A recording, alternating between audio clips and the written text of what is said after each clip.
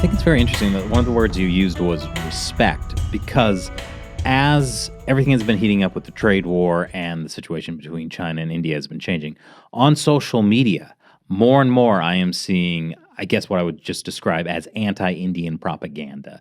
Videos of like, look at how filthy and disgusting Oh, India yes. is. Indians are flooding the Smelling. countries. Yeah. So And it's many other things, yeah. and it's very interesting. Like, what do you think is going on with this sudden surge? Chinese propaganda, shall we say? Chinese funded? That is what we are hearing about. It is totally Chinese funded. Why do you think it is Chinese funded and not organic? It's not organic. Yeah. It's not organic at all. The thing is that, and there have been, I would say, investigations and all that show it is not organic. But the thing is that from where is the money coming from? The money, it is believed, is mostly coming from China. And we are not saying it just because we think that this is one aspect of what is known as China's quote-unquote political warfare. This is how this is an attempt by China to change the narrative, the positive narrative that India is actually about, to basically dent that. To dent that in the eyes of Americans in particular, because this you have to give to Mr. Biden when he had said that US-India relations are among the most consequential of the 21st century. Now, when that is what China is fighting against, how do you show that the other side is inconsequential? You change people's mind. That is where the battle is played. It's a mind game that is being played. And China is very capable of doing it. And that is what China is doing. And the kind of racist nonsense that we see on social media nowadays, I mean, this is something, somebody says something a little, I've seen one or two positive things about India. And you know how this country we can do business with. There'll be hundreds of trolls or whoever these accounts are. They will come and say, oh, but you have to say that they do not have toilets. But, oh, you do not have. And the most utter nonsense that they said over there. So you see that there is a method to the so-called madness that we see. And that method, it is all primarily emanating from China. And China has lots of proxies. Need not necessarily, if you start tracing those bots or whoever these handles are, it may not directly lead to China, but some way or the other, they always, anyhow, somehow lead to either China or China's proxies. It's interesting also that I've seen not just more like on social media, like anti-Indian sentiment, but also I have seen on YouTube, especially more like Indian YouTubers who are praising China suddenly. Yes. Now, because you see, this is, again, it all depends on if you start examining who these people are, where their funding is coming from, you might be surprised. This is what I was talking about, the duality. Suddenly there is a push that is coming towards normalizing China, basically, which is a very malignant power, perhaps the most malignant power the world has seen in a very long time.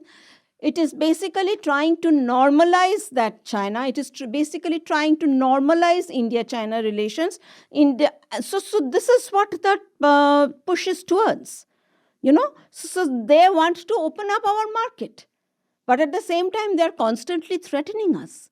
And by the way, here I just want to mention, Pakistan has a role to play. When we are talking about Pakistan, this terrorism and all, Pakistan has been able to convince China, or maybe it did not need much convincing, that this insurgency that is happening in Pakistan's Baluchistan region, it is all Indian inspired. It's a different matter that the Baluchistan quote-unquote insurgency goes back to 1947 when Baluchistan was declared as an independent country. Then Pakistan took over. From that time onwards, this is going. But Pakistan is kind of painting India as the villain of the piece, and basically, and CPEC goes through that area, China-Pakistan Economic Corridor, and China has sunk $65 billion or something like that in that area. It's a different matter. It is not getting any returns. That money is gone. That CPEC is also not happening, and China is in deep trouble in Baluchistan. Now, if China and this thing, the buzz is that This is what they are doing. India has done that. So that is the reason, another reason apparently, why China does not, China thinks that India is a very hostile power. But frankly, if you leave us alone, there's no reason for any hostility from us. Simple as that. But then the problem is that the problem is in the nature of the beast. The problem is in communist China. The nature itself is it's hugely, hugely problematic. It's dangerous. It's disastrous. It lacks a moral compass. It's unscrupulous. I think I'll exhaust the dictionary if I start talking. Yeah, if you talk about the beast in Revelation, you'll get some good adjectives for the Chinese Communist Party. But you mentioned the China-Pakistan Economic Corridor. I'm curious about that, plus all the Belt and Road projects China has all over the world. Especially with the trade war, China's money is drying up. What happens to all of these countries, Pakistan included, that support China when they can't get any money from China? Let's put it this way. Chris, last year I was on my way to somewhere. There was a layover at an airport the lead airport, their main Addis Ababa airport. It's called the Bole airport, their main capital. So as soon as I landed there, I see Chinese lettering everywhere. China has, kind of added everywhere their name, kind of plastered it to ensure whoever lands in that airport, they know it's a Chinese airport. Which country is this? Ethiopia. Oh, Ethiopia. Okay. Addis Ababa airport. It is called the Bole airport. Now, over there, this is kind of tells you what is happening with China's BRI project. But I think there was a layover of 5.5 hours over there.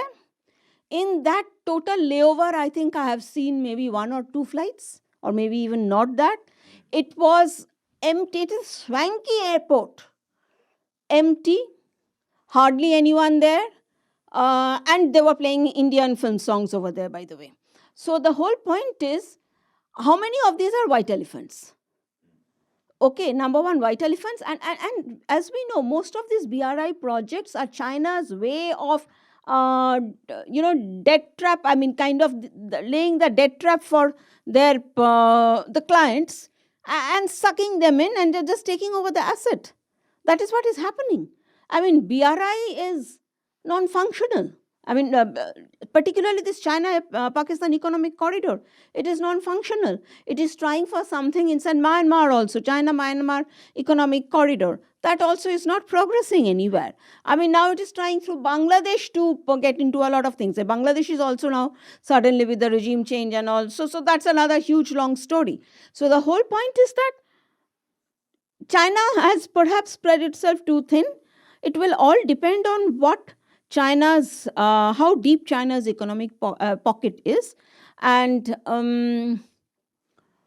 that pocket may not have much depth for a very long time, because inside China there is economic problem that is going on. That is what we are hearing. You guys have been covering this for a long time. You know very well what is happening inside China. Thank you for watching this short interview clip with Joyita. There's loads more, and her insight into what's going on between China, India, and the U.S. is incredible. So check out the full hour by going to our website, ChinaUncensored.tv. The link is below.